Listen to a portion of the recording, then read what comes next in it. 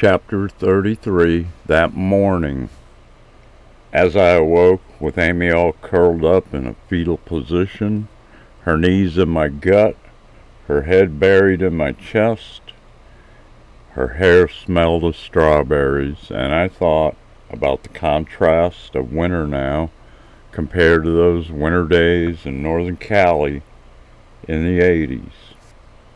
Then, all of a sudden, Amy jumped out of bed with urgency as she kneed me in the gut. An unknown source of reason woke Amy. Then, with a startled look on her face, she looked mesmerized and was staring blankly at a certain spot in the room for a few seconds before replying as I asked, "What's wrong?" I don't know exactly, but my senses say time is running out and running out quick. We need to move. This was like the premonitions I had seen her have in the past, a little more urgent and stronger now, though. Still startled, I walked over to my clothes while chairs moved out of my way, along with any other thing in my path, without touching them. None of my special abilities seemed enhanced till now. She took notice. I could tell by her glance. "There's no time to fool around now," she said. "So what's up?" I asked. In my dream, there was a message of sorts which had to be a premonition. "What's going on?" "Read it, my love." She entered my mind. She felt the anxiety of the premonition, and there was like a picture, only it was in words. "Move, time is running out." "Do you see it in words?" she asked. "Yes, I do. That's strange. This time, when we joined minds, there were words, not images and sounds or our voices. That was something new. What now? How do we handle this?" "We go to the command center. The others should be up soon. We need to get all the details and courses for the flight, and make sure we are ready. If possible, leave earlier." "I can't wait to leave," she suddenly stated. "What do you mean, can't wait to leave? On the mission?" I asked. "Yes, but no. Leave this world. I get what you feel. There is a sense of peace and tranquility out there, but not here." This was now long gone from our world, and we both felt it. We had seen what they had online here in their internet library of the recent news, and it was all so gruesome. The wars, the weather, pestilences, and geological horrors had frightened, not to mention the perpetual cold and turmoil. Nature had eliminated 2 to 3 billion people, and the New World leaders eliminated at least another 3 billion. 2/3 of humanity or more were forever gone. That all happened approximately 3 years ago. Since then, hundreds of thousands were still being eliminated, some say martyred. The earth was dying with us. It was right at death's door, at the edge of life. Amy, suddenly out of the blue, said, "Did you notice what you did back there?" she asked. I thought for a moment, then answered, "Yes, I guess." It was as if you had a force emanating from you that pushed things out of the way, and it happened as you moved. For lack of better words, a force field of sorts. I was right. Anxiety makes it happen, only now I had a greater force. "Keep that between you and I for now," was all I could think of as we opened the door and entered the command center. Carl was standing at the threshold also with a couple of workers. He heard us and then asked, as he walked past, "Keep what between the two of you?" I couldn't think of anything. A second or two went by, then Amy came up behind him, winked at me as she whispered in his ear so no one else in the room could overhear and say, "I might be pregnant." I heard that and my eyes bugged slightly as I made that face that has been made for thousands of years by men because of those 4 words. I think it was instinct for men to do so. "Don't worry, your secret's safe for me for now," as he raised his hand, backing up with a giving up gesture, not wanting any part of the conversation now, just like any other man. Damn, she was good. Others were walking in now, relieving those who manned the different posts on the midnight shift. Guard duty, basically. They watched on multiple screens, and also some listened for any signs that might jeopardize the safety of the base and the colony. They had many remote types of sensors hidden in different locations, up to 200 miles encircling the base, so there was a lot to do.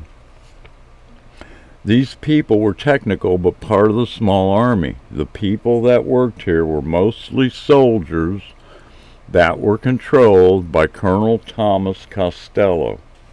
Amy and Carl would come up with me to the seed bank, and Magic and Drew would captain the other ship to the genetic zoo.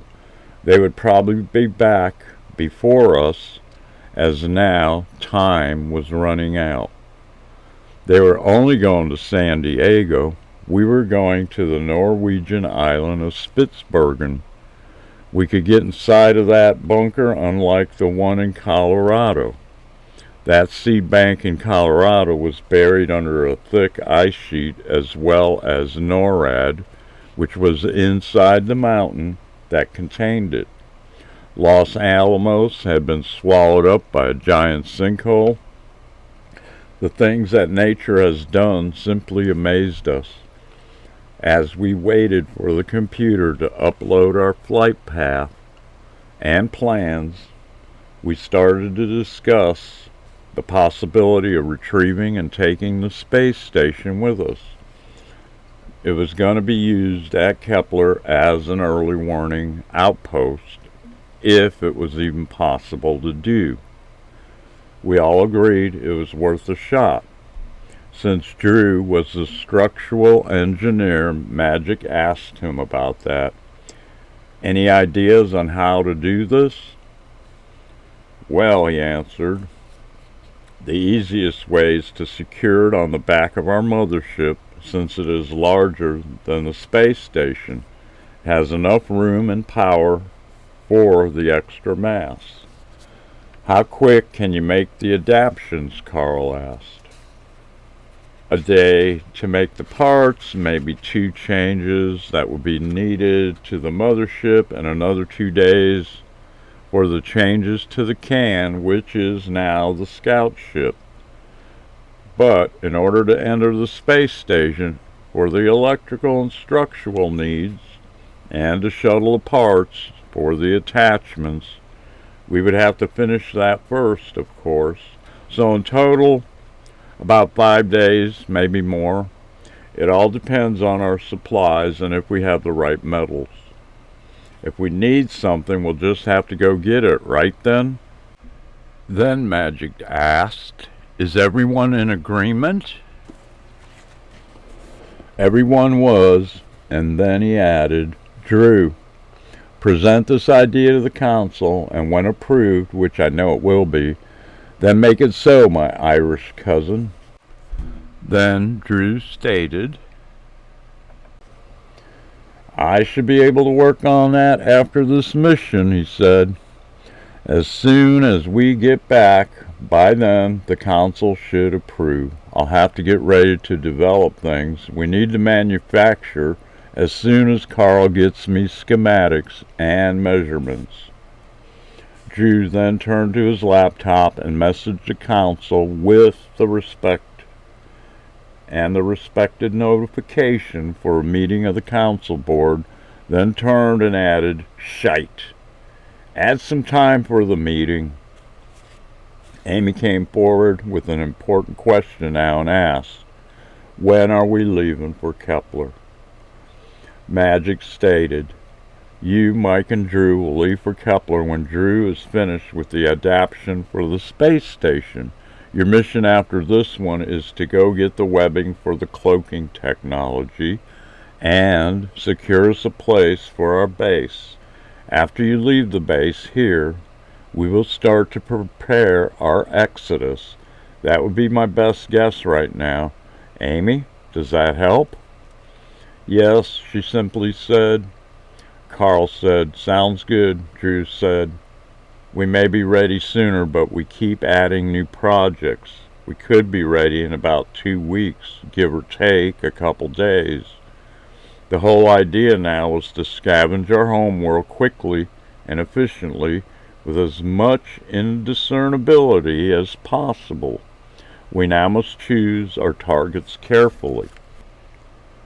The need for personal invisibility was required to scavenge closer to the cities that our enemies held without revealing ourselves, because places to scavenge were now getting scarce. We still needed certain technological products that we couldn't manufacture ourselves. Also, more tools and resources to do as much manufacturing as we needed when we were off-world. Right now, only Amy and I knew we had even a shorter time to do all this, but no details on how much. "So why do you look so worried, Amy?" Magic asked. Since it was obvious and showed on her face, she looked at me and I gave her the okay to talk with my eyes and my mind and thought in her mind. "Go ahead," I secretly said. The premonition I had this morning was written in words, which was quite noticeably different for me. "We need to hurry and leave soon" was what I got, and when I experienced it, I knew it was true, and I am hoping the timeline to evacuate happens in time before it is too late. That's all. Something's gonna happen. Magic asked, "Do you know how much time?" Before she could answer, the computer was done with our flight paths, and so we started downloading the information on each of our flash drives that would be plugged into our navigation computers on board each of our ships. In this way, there could be an instantaneous arrival to our destinations with the least amount of time and distance, and with the most safety affordable. It was at this precise time that suddenly there was an amazing intervention that was out of control before Amy could even answer the last question. As we waited to leave, Captain Thomas Costello walked into the control room and said, "I want to introduce you to my 2 brothers." As he said this, the room immediately lit up and 2 beings of light, for the lack of better description, manifest themselves through the walls on either side of the door. They entered as orbs and changed into human form. These forms had a slight shining to them, and as this happened, it all caught us off guard, and most of us started to reach for our sidearms, but we were stopped at various postures. We were locked in position by some unknown force, and then they spoke. "The next change is imminent. Look to these coordinates that will appear on your screen, as you will have 21 days to leave here." The second one then spoke. "If you do not fall again, evil cannot feed off of the inherently righteous. It dies in battle. Thomas is to give you an outline of our plan at the right time. In the same manner that they came, they left right through the walls, transformed as orbs of light again." We seemed to be stunned for a few minutes. We all looked at each other, puzzled, and then we all seemed to have the same question to ask Mr. Costello, and that was, "We thought you said they were your brothers. Who are they, and are they coming back?" "Yes, they are when the time is right. When I met them, I thought they were just regular people, and that's how they appeared to me at first. But they have informed me that they are messengers. They showed me the same evidence and stated to keep it to myself as they showed me my destiny." He looked a bit worried. "I didn't believe them at first till I compared their faces with what appeared on the news reports. Look." Drew asked, "So what is your part in all this now, Thomas? We're all wondering why you have to stay." "No one wants to stay. That doesn't make sense." "It's simple. I am going to be a sacrifice and decoy. What we need to do is make sure the enemy doesn't find this base. If they do, they will kill all of you in the past. There's a plan already in place to keep everyone safe." Magic asked, "Can you reveal the plan?" "Not yet, but soon." "I guess we have to trust you then," Magic said. "Please do. You know I'm on your side." Carl went to the computer to see where those coordinates were pointing to or what they meant. Thomas continued, "Okay, here's how this is going to play out. The messengers have 3 last missions that they have to play out. One has already happened, and we are the 3rd mission. We all know what the 3rd mission is. I can't divulge the plan for it all just yet. So the second part is hidden for right now." Once again, Amy's intuition proved right. She suddenly continued, "They have just put this in my mind. The ones in power now, who we call the aliens, weren't the ones that were buried here under the mountains and valleys as written in Enoch's book. During and after the flood, the most evil of the fallen angels were punished and held in chains in those places underground, as we know. The others continued in their ways here, preparing the way for those most evil of the fallen and the demise of humans, especially those humans who are the truly evil ones. Those entities that were free still weren't the worst of the fallen. Those whom would soon be released from imprisonment here were. The ones in power now are the spirit demons of the dead Nephilim, the offspring of the interbreeding. So what the messengers were doing was revealing the future. We would be in a war again against powers and principalities of evil who would be released when the earth itself is cleansed." Drew asked, "How do we know these evil entities are buried on earth?" I answered, "People had found these burial places centuries ago and named them accordingly. In Siberia, the Valley of Death, which is where the Tunguska explosion happened, and north and west of there in the Ural mountain range. There's the mountain called the Mountain of the Dead. These places for thousands of years were considered dangerous to humans. In France, there's a mountainous area called Perilous, which the locals consider cursed. Australia has the Black Mountains, and it is a mountain of giant stacked boulders, which is very unusual because it looks very much like a giant grave that supposedly holds the rainbow demon. Almost all of these describe something evil buried there, a serpent god or demons that were imprisoned in those places. But in Japan, they have the suicide forest, Akoigahara, also known as the Sea of Trees and the Demon Forest. And there's the Alaska Triangle, the Bermuda Triangle, where people disappear and weird creatures are spotted all the time. How about Death Valley? Doesn't take too much cognitive reasoning to put this all together, with the evidence and the horror stories that are associated with those places in modern times, let alone texts from thousands of years ago, which say this happened and will happen as we now know. Carl brought us back to reality for a moment. Carl spoke next as he found what he was looking for. Carl was one of the best hackers ever, and he had hacked into the space station's computer and plugged in the coordinates that he knew pointed somewhere,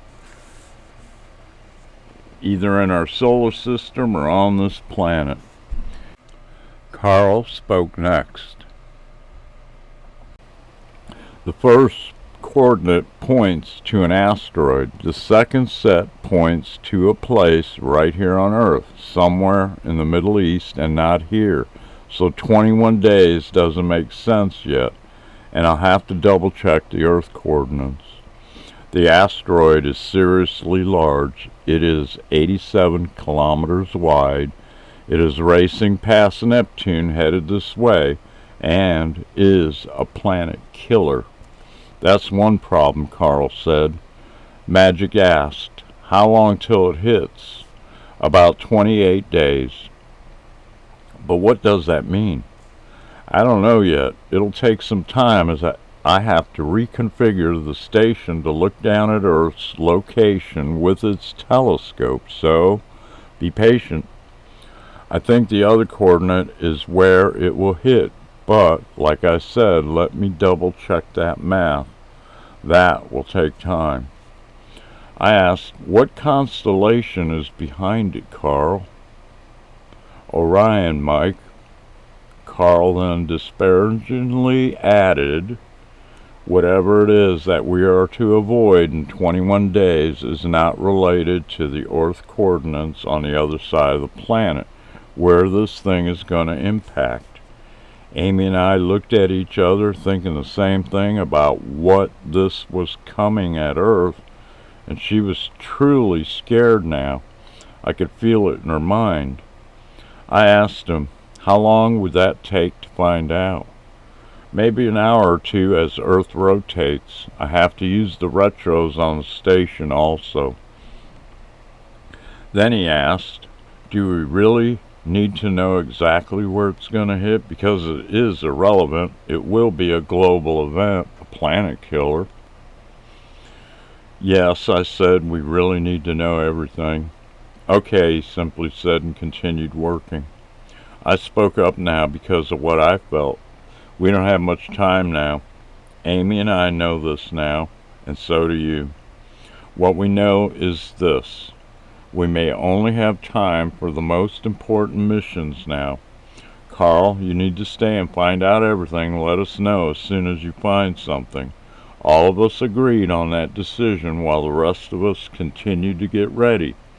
They now knew how good Amy's premonitions were, and now, knowing for sure without a doubt that all this must be help coming from a higher benevolent source or plane, which gave us all in that room a feeling of peace now. We all felt there was something greater than us evident in our lives, working with us now. We were able to relax just a little now. Magic spoke up. We'll give a recording of what just happened to the pastor, who can then disclose this event to boost everyone's morale while Carl finds out what this all means. Carl spoke. I can go to the ISS directly with the can and do everything remotely from there while I get measurements and ideas on how to create a docking door for the can so we can gain access to the inside of the ISS. From there I can access exactly where the Earth coordinates are. Amy and Mike can do the seed mission on their own. I'll find someone capable from my crew to replace me.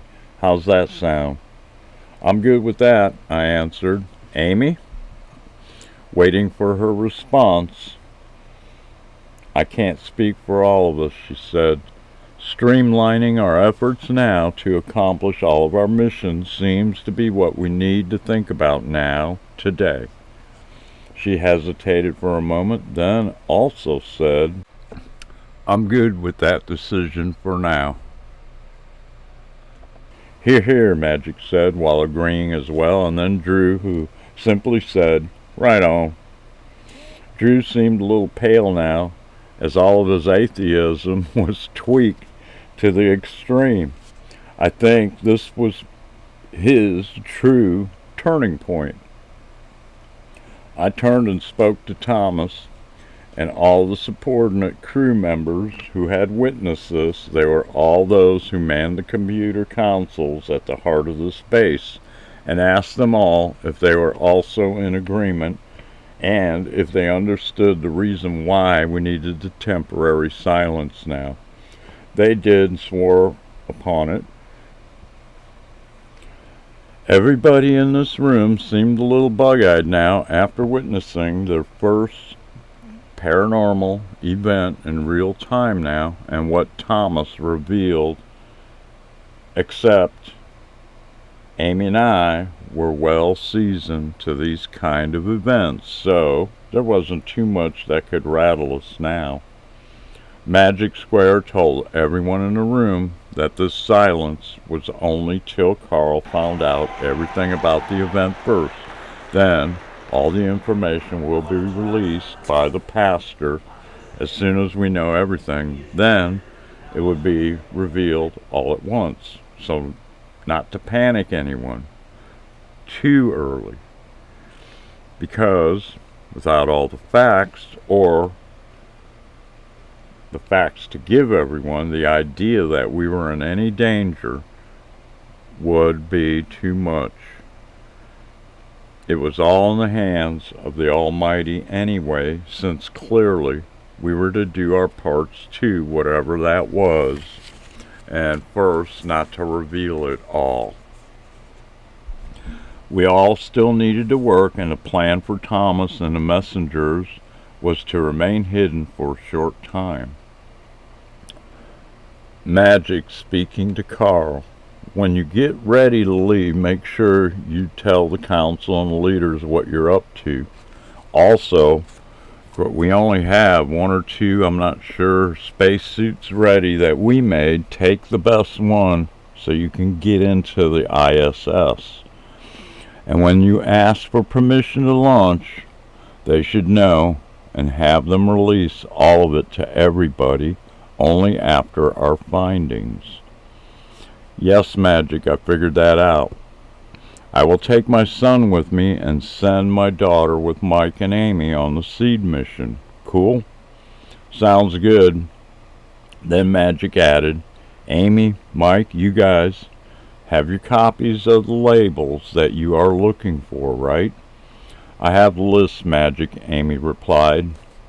The list showed examples of numbers with the barcode that showed the original seed stocks versus the genetically engineered food seed stocks.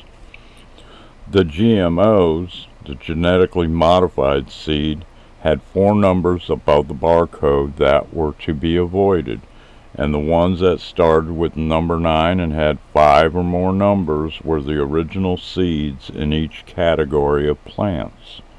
We wanted those because they were normal, because of the lies from the food and seed industries, which now, after over 20 years, have proven deadly and has now been responsible for the increase of cancer and the death of over 500 million people, which happened quickly and all at once.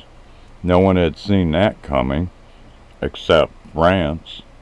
They were the only country that did a long-term study, but no one listened to them. The worst part of all was the GMO plants lost their immunity to black mold. Fruits and vegetables would grow and hide the mold inside while growing and look kind of normal. And when you cut into them, you couldn't really tell it was in there. So, people would eat it anyway. There would be a problem if you ate enough of it, though. The problem was death. People were dying from ingesting small amounts of that alone. This was devastating to the medical field, which was overwhelmed with cases they couldn't even begin to deal with, and they had no idea what had caused the illness and death. Finally, they found out, though. People who ate these for 15 or more years before they went this bad were turned into walking, festering pustules that would suddenly burst and die, while oozing bacteria which made MRSA and staph look like a small cut that was treatable with a Band-Aid. The flesh-eating bacteria, an infection known as necrotizing fasciitis, led the way. The food we gathered now was made after those genetically engineered foods and seeds were outlawed finally in around 2021. Unless you got canned goods like our sea rats, which were made before genetically engineered food. These seed stocks that were saved were from before the problem started. We had seen this shitstorm coming, or at least our crews did, and thank God for that. There were many people, either through genetics, and they were the ones that were protected, or they were protected by a higher power. No one could tell, and these people weren't affected at all. And for a long time now, our base grew foods from seeds that they gathered before all this happened, thanks to Drew's father's seed collection and the farm animals in place there when he took over the property. There was no such thing as seafood now, as man had raped the oceans and then polluted them all. Then, to top it off, a man-made biological weapon fired from somewhere in the Middle East, aimed at America, helped to kill off almost everything else that still lived in our nearby coastal waters. It was a weapon that accidentally landed and impacted the edge of the Arctic Ocean, which spread quickly with one of the streams or currents in the ocean. At the North Pole, poison traveled southwards with colder waters and eventually would wind up in the Gulf Stream, which then spread to most of the rest of the free world. It was biological in nature and it had the same effects as GMO food that was tampered with, but worked much quicker. It started in the plankton and then up the food chain. Organisms of all types were exploding underwater or bloating and floating into great algae blooms. And the red tides expanded almost overnight all over the whole world because of that. As if that wasn't enough, they had been spraying our skies since the early 90s and then went to a higher frequency for communication with fifth generation of microwave, and so that was ingested in plants and animals that started an excitation in itself as the 5G hit plants, animals. If that frequency was turned up, it could be used as a weapon. Because what happens to metal in a microwave oven? Then ask what happens to a person with metals in them if they increase the frequency and the power.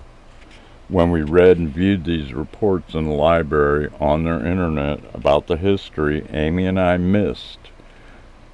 There were times we both on different occasions had to run to the bathroom to puke. We then learned that the leader who was killing off all opposition became the head of the IFRP project all the way back in 2017 and was based in the Ukraine. This part of the UN was based in the Ukraine when Russia annexed the Crimea. He came into power because of the access to the money put in place by all the nations that were part of the UN. The Democrats had been pushing for the Ukraine to join the UN during Obama's last term and proceeded to keep pushing for it when Biden took over, and all that is what caused the war between Russia and Ukraine, especially by putting biological labs in Ukraine from America backing them. The Ukraine was now buried under a 1-mile thick ice sheet as well as Russia, and all of that is inaccessible. Most of the northern Slavic people were killed, but this guy escaped, of course, with his soldiers and loyal followers. After learning this part a few days ago, Amy stayed withdrawn for hours and cried since her only blood relatives remained there. In time, all of us cried more than we ever have in our entire lives. We had learned a great deal in only 2 weeks or so, and all of it, the history we missed since we became separated in time, was extremely disgusting and depressing.